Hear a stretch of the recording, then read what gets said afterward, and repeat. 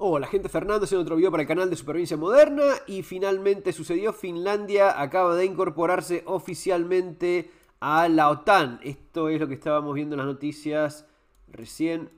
Y nuestro próximo tema de titulares: Finlandia se ha convertido este martes en el miembro número 31 de la OTAN. En una 31, mira. ceremonia frente a la sede de la OTAN en Bruselas se hizo la bandera azul y blanca de Finlandia, dos colores de este país, entre las de Estonia y la de Francia.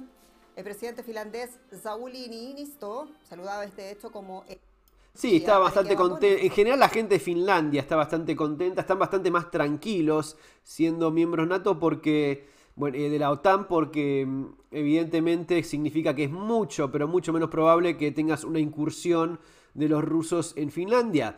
Finlandia es un país muy serio, a ver si, calculo que muchos de ustedes ya saben, pero Finlandia es un país que es bastante cuidadoso en las medidas que toma, no hace algo sin haberlo considerado mucho tiempo. Finlandia había sido ya atacada, invadida en el pasado justamente por Rusia, entonces hace muchos años que se venían preparando para una posible invasión. Creo que tienen como 200.000 soldados muy bien equipados, muy bien preparados para pelear en invierno. Finlandia no es un chiste y siempre fue poco probable que Rusia invada Finlandia. Obviamente Ucrania era un blanco mucho más fácil, mucho más débil. Finlandia no es Ucrania. Finlandia no es Ucrania también para lo que es la OTAN. La OTAN incorporando a Finlandia te estás ganando un aliado muy fuerte, pegado a Rusia. O sea, lo tenés ahí y quiere decir que tenés soldados que quizás no son los números.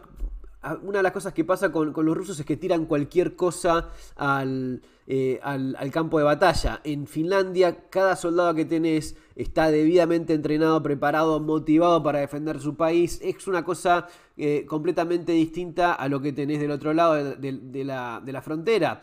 Pero evidentemente, y estaba viendo las reacciones, evidentemente consideraban que el peligro de que Rusia invada era lo suficiente como para solicitar ser miembro de la OTAN y cuando lo ponían en la balanza, porque también tenés las responsabilidades. El artículo 5 quiere decir que el ataque en uno el ataque a uno es un ataque a todos. Quiere decir que todos los miembros de la OTAN tienen que responder si un país es atacado. No nos olvidemos que lo mismo pasó cuando Estados Unidos hizo sus incursiones muy cuestionables en Medio Oriente, que para muchos de nosotros lo veíamos como diciendo, ¿qué tiene que ver esto con las Torres Gemelas? Y al final muchos países se vieron arrastrados justamente por ser miembros de la OTAN a una guerra que no tenía ningún sentido. Pero bueno, eso fue en ese entonces. Ahora con una Rusia mucho más violenta, mucho más agresiva y un tipo de guerra que pensamos que ya había quedado en el pasado, la idea de que de golpe no cruzás fronteras, invadís, intentás derrocar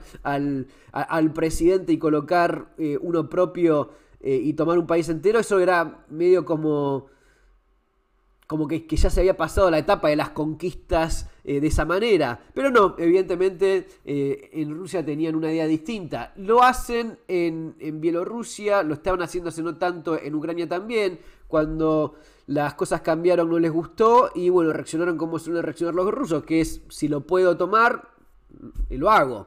Es que si lo pensamos un poco, casi le sale bien. Vos pensás que en su primer momento en Estados Unidos la idea era que abandone el presidente Ucrania y que básicamente entreguen Kiev, porque se decía que no había manera de pararlos. Yo no sé si se acuerdan. Si no se acuerdan, chequenlo. Pero en su momento, cuando estaba en la fila esa de no sé cuántos kilómetros de tanques llegando a Kiev, lo que le llegaba del mensaje al presidente de Ucrania era te mandamos un helicóptero para evacuarte de manera segura. Eso es lo que decían de Estados Unidos. Entonces hace dudar un poco, ¿no? Uno se plantea hasta qué punto se le negó la membresía a Ucrania cuando la pedía, justamente para tener una situación como esta. Hasta qué punto Rusia pensaba que estaba medio acordado que Ucrania quedaba medio entregado en bandeja para volver al régimen antiguo que tenían con Yushchenko, no sé, un ruso que tenían ahí en Ucrania, que básicamente funcionaba de la misma manera que funciona Bielorrusia. O sea, tenías un presidente que era básicamente títere o país satélite de Rusia. Cuando eso cambió, no le gustó a Putin y decidió empezar a invadir. Esto fue ya en el 2014. Para los que no se acuerdan, en el 2014 fue que por primera vez invadió Rusia a Ucrania. Y en el momento en el que el primer soldadito, en ese momento se le decían los hombrecitos verdes, porque Rusia negaba que estaba invadiendo Ucrania. De vuelta, cosas que muchas veces parece que la gente se olvida. Muchas veces parece que la gente se olvida que Rusia también ha tomado acá esta zona fronteriza en Moldovia, también está tomada por los rusos. Entonces, cualquier país que está en un conflicto activo no puede ser de ninguna manera miembro de la OTAN. Por eso es que ya desde el 2014 Ucrania jamás hubiese podido ser miembro de la OTAN. La excusa de que Rusia tenía que invadir sí o sí Ucrania porque podía llegar a ser miembro de la OTAN, eso en el momento en el cual el primer soldado ruso pone un pie en Ucrania, lo elimina completamente. No podés ser miembro de la OTAN si estás en un conflicto activo. Eso es una cosa que siempre fue muy clara. Entonces, a partir del 2014, eso era puro cuento. Ahora, Putin se ve en una situación media complicada porque en teoría esto era para evitar la incursión de la expansión de NATO, ¿no? Que de la OTAN, que se sigue expandiendo. Bueno, acaba de expandir con 2 países nuevos. Suecia está a punto de ser incorporado. Finlandia, que es mucho más relevante porque lo tenés ahí pegado en la frontera, ya acaba de ser sumado a las líneas de la OTAN. No queda nada más, o sea, ¿hasta dónde querés llegar? Porque todo esto es OTAN. Estonia, Latvia, ya lo tenías acá, Polonia. Polonia es frontera con Rusia porque si bien lo ves acá, tienen un territorio en esta partecita, entonces es frontera con Rusia y también es frontera con Bielorrusia, que es satélite de Rusia también. Así que queda en esta situación. Me parece que se van a beneficiar un montón, obviamente, la economía de Estados Unidos, las empresas de armas. Siempre que hay un conflicto bélico, obviamente que sucede eso, porque bueno, todo el mundo sale a comprar fierros, armas, aviones, para defenderse en caso de que la guerra se ponga todavía peor.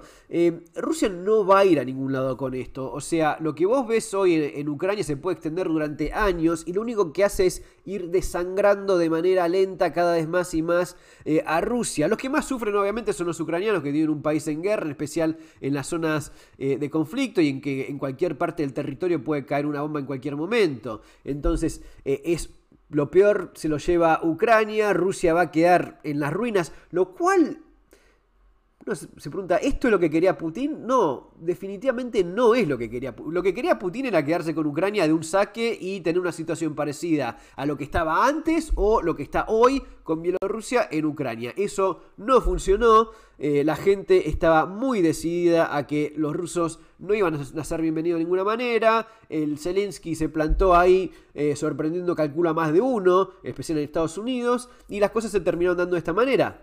El negocio continúa, se venden las armas, se envían, se financia y por un lado también la gente en Ucrania calculo que lo aprecia el apoyo cuando está siendo invadido por los rusos, todo lo que te puedan dar de ayuda, pero bueno, esas son las cosas como están ahora. Yo creo que esto lamentablemente se va a extender. Lamentablemente digo para la gente en Ucrania, ¿no? No creo que de ninguna manera Rusia no va a estar invadiendo Finlandia, Rusia no estaba atacando Polonia, porque tampoco son tan idiotas, ¿no? No durarían ni una semana luchando contra toda la OTAN al mismo tiempo. Esto es una cosa muy...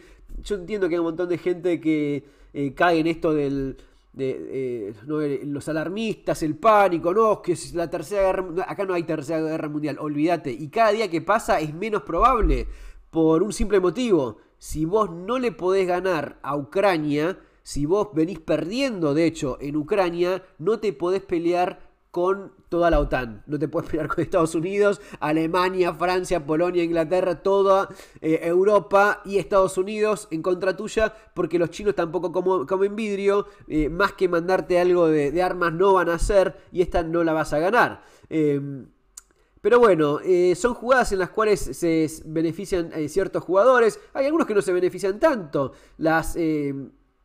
Las economías de muchos países, en especial en Europa, si bien por un lado se pueden beneficiar todo lo que es industria militar, todo lo demás lo sufre bastante, en especial hoy en día con lo que venimos viendo en lo que es bancos y el sector financiero, está muy difícil en todos lados. La inflación es una cosa que no se puede controlar.